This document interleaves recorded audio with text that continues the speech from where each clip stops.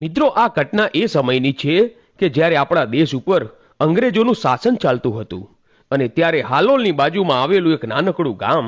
અને એ ગામમાં એક દેવજીભાઈ કુંભાર રહે અને આ દેવજીભાઈને એક 12 વર્ષની દીકરી અને એમની પત્ની, આમ 3 માણસોનો પરિવાર એક નાનકડા ગામમાં રહે છે. અને આ દેવજીભાઈને પોતાના બાપ દાદા વખતનું એક નાનકડું ખેતર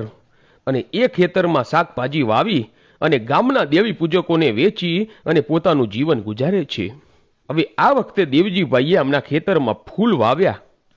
અને દેવજીભાઈને મારી ગઢ પાવાની કાળકામાં અપાર શ્રદ્ધા છે અને દેવજીભાઈના પૂર્વજો એમના બાપ દાદાઓ મારી મહાકાળી સાથે પડદે વાતો કરતા અને દેવજીભાઈ પણ મહાકાળી માની ખૂબ જ ભક્તિ કરતા. અને જ્યારે દેવજીભાઈ સવારે ઉઠે ત્યારે ગઢ પાવાના ડુંગર સામુ જોઈને 2 હાથ જોડીને એટલું કહે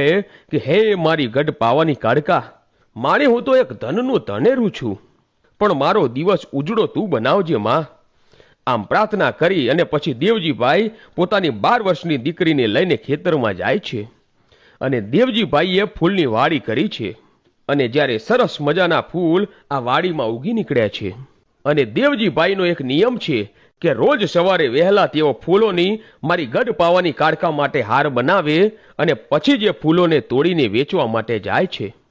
અને એકવાર બને છે એવું કે અંગ્રેજોના કોળા ત્યાંથી નીકળ્યા અને તેઓ આ નાનકડી વાડીને જોઈ જાય છે એટલે તેઓ એમના ફોજદારની છાવણીમાં જઈને કહે છે કે આ ગામના સીમાડે એક એવું ખેતર છે કે એના ફૂલ ખૂબ જ સુંદર છે અને એને લાવીને જો આ છાવણીમાં પાથરવામાં આવે ને તો એની શોભા વધી જાય. અને ત્યારે એ અંગ્રેજ ફોજદારે હુકમ કર્યો કે જાઓ, કાલે સવારે એ ખેતરના બધા જ ફૂલો તોડી અને અહીં લાવી દો.